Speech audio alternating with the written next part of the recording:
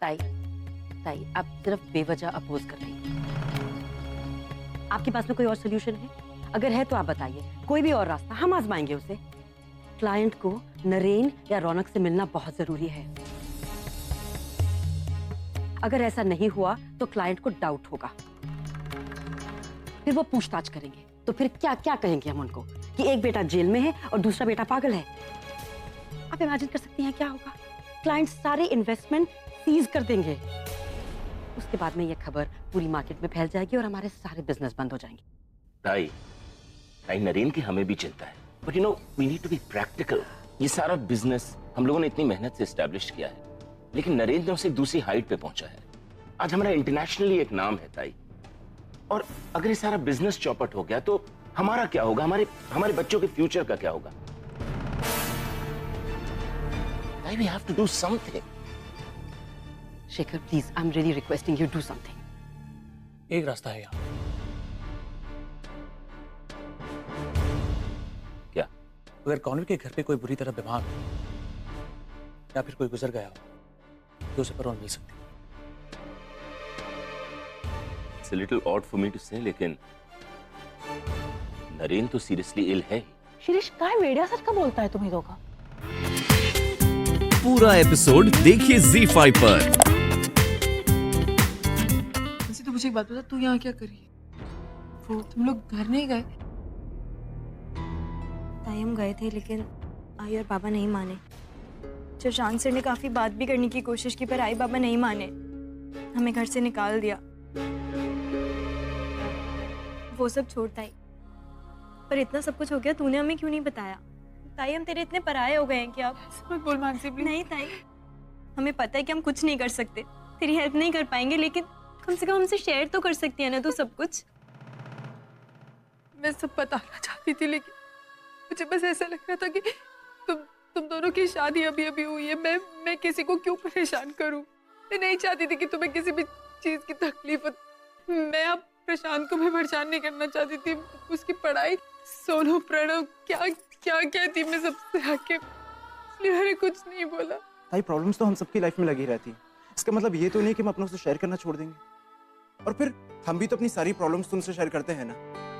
तो फिर कभी तुझे ऐसा लगा कि हम तुझे परेशान कर रहे हैं?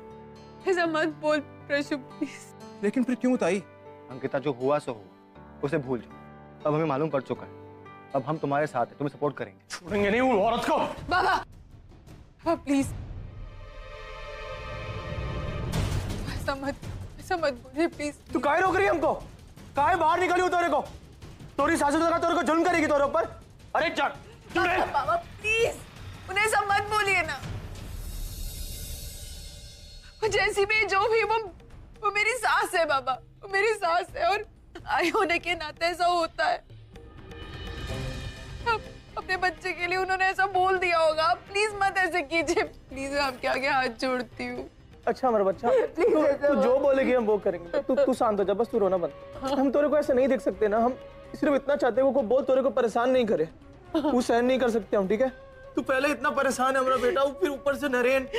अब उनकी चिंता मत कीजिए बाबा, वो बहुत जल्द ठीक हो जाएंगे। वो बिल्कुल ठीक हो जाएंगे। पर बेटा बिल्कुल कैसे ठीक होगा वो? उनको पहले इतनी परेशानी।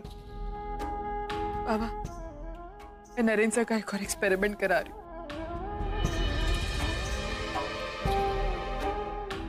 बाबा, नरेन सर को हमेशा से लगता है कि उनकी हाना कार में जल के मर गई और वो उन्हें बचा नहीं पाए। वो हाना को बचाना चाहते थे, और शायद यही वजह कि उन्हें बार बार अटैक्स आते हैं। उन्हें बहुत तकलीफ होती है बाबा, और उनकी तकलीफ मैं बर्दाश्त नहीं कर सकती। बहुत दर्द होता है उनको। बाबा, इसमें वो शेखर है, वो मेरी मदद कर रहा है। इस बार नरेन सर हाना को बचाएंगे, और उस कार में हाना बन के मैं बैठूंगी।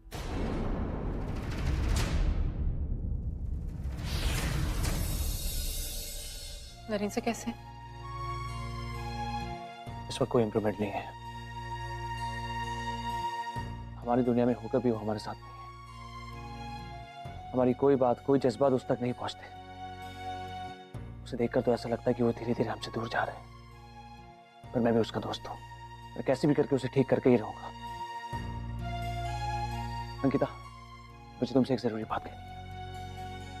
क्या? रोशली आंटी ने मुझे एक रिक्वेस्ट की है, रौनक को पैरोल पे छुड़ाकर बाहर ले आए।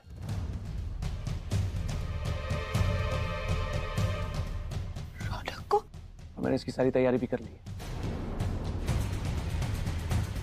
ऐसा कैसे कर सकते हो तुम शेखर?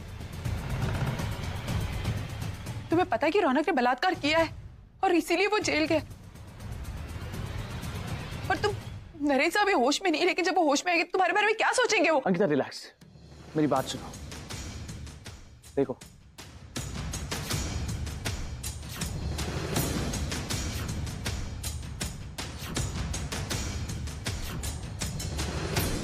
अब जिस घर का एक बेटा जेल में हो और दूसरा बेटा जो बेहोशी की हालत में हो, ऐसे घर में आइडियली सेलिब्रेशन होना ही नहीं चाहिए। पर मैं चाहता हूं कि ये सेलिब्रेशन हो। अंकिता, हमें सेलिब्रेशन से कुछ लेना देना नहीं है, हमें बस इसका फायदा उठाना है, बस। कैसे? देखो, यहाँ पे काफी बड़े लोग आए होंगे, बिजनेस इन्वेस्टर्स होंगे, परिवार के सारे लोग इस गेस्ट को अटेंड करने में बिजी हो जाएंगे और नरेन की तरफ से सारे लोगों का ध्यान उठ जाएगा। बस तुम्हें इसी समय नरेन को उसके कमरे से बाहर निकालना है। पर अंकिता, ये काम हम दोनों अकेले नहीं कर पाए, इस पे मानसी और प्रशांत की भी जरूरत पड़ेगी। वो इसलिए क्योंकि वो घर का चप्पा चप्पा जानते हैं और मैं किसी आउटसाइडर की मदद नहीं लेना चाहता। देखो शेखर, जहां तक घर की बात है, तो घर का चप्पा चप्पा सिर्फ मैं ही जानती हूँ और मेरे अलावा इस चीज में और कोई नहीं आ सकता। मानसी तो बिल्कुल भी नहीं। ताई, क्यों? मैं क्यों नहीं आ सकती? क्योंकि नहीं दे सकती, वहां रौनक होगा और मैं नहीं चाहती तू और रौनक एक दूसरे के सामने आए। ताई प्लीज, मुझे उस आदमी से कोई फर्क नहीं पड़ता। ताई, जीजू ने आज तक क्या कुछ नहीं किया मेरे लिए। अगर मुझे मौका मिल रहा है कि मैं उनके लिए कुछ कर पाऊं, उनकी जान बचा पाऊं, तो मैं जरूर करूंगी। हाजी प्लीज, तू क्यों नहीं समझ रही है? ताई, मैंने फैसला कर लिया है, मैं मदद जरूर करूंगी। Time for some yummy breakfast. Sorry यार, आज टाइम नहीं है, बहुत जल्दी। अच्छा, चलते चलते खा लेना।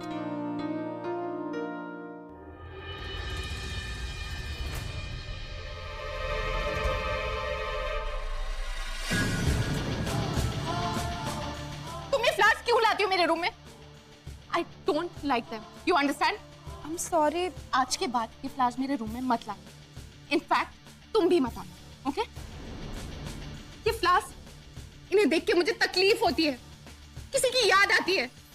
वो आदमी जिसे मैंने दुनिया में सबसे ज्यादा प्यार किया और उसने मुझे डिच करके।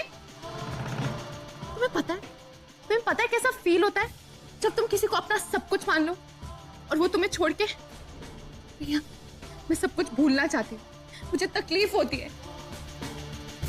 प्लीज प्लीज मुझे याद मत दिलाओ। मैंने बहुत मुश्किल से उसके बिना जीना सीखा है, मुझे मत याद दिलाओ उसकी। आई एम सॉरी, मैंने जानबूझ के ये फ्लावर्स नहीं लाए थे। आई प्रॉमिस, आज के बाद तुम ये फ्लावर्स कभी नहीं देखोगी। आज के बाद ये कभी नहीं आएंगे तुम्हारे रूम में। ओ गॉड, खामखा इस बेचारी पर गुस्सा निकाला मैंने। इसे क्या पता मुझे इन फ्लावर्स से प्रॉब्लम है। आई एम सॉरी प्रिया, मुझे ये सब नहीं कहना चाहिए था। नहीं नहीं, तुम क्यों सॉरी बोल रहे हो? गलती तो मेरी थी, मुझे फ्लावर्स नहीं लाने चाहिए थे तुम्हारे रूम में। नहीं प्रिया, तुम्हें थोड़ी पता था कि अमन। अच्छा, ये सब छोड़ो, चलो कुछ खा लो। दिन की शुरुआत भूखे पेट नहीं करते। चलो खाओ जल्दी। I am sorry. It's okay, गुस्से में हो जाता है कभी कभी, डोंट वरी। और ये फ्लावर्स तुम्हें वापस कभी नहीं दिखेंगे। तुम्हें पता है, इंसान को कभी कभी रो लेना चाहिए, अच्छा लगता है। ये गुस्सा, ये फ्रस्ट्रेशन, ये सब आंसुओं के थ्रू बाहर आ जाता है, and then you feel relaxed.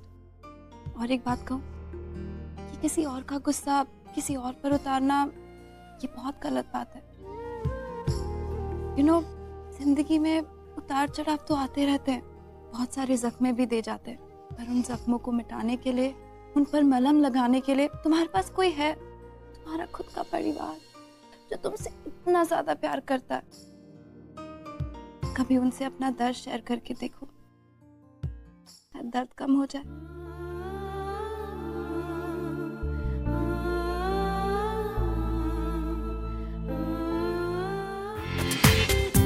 पूरा एपिसोड देखिए ZEE5 पर।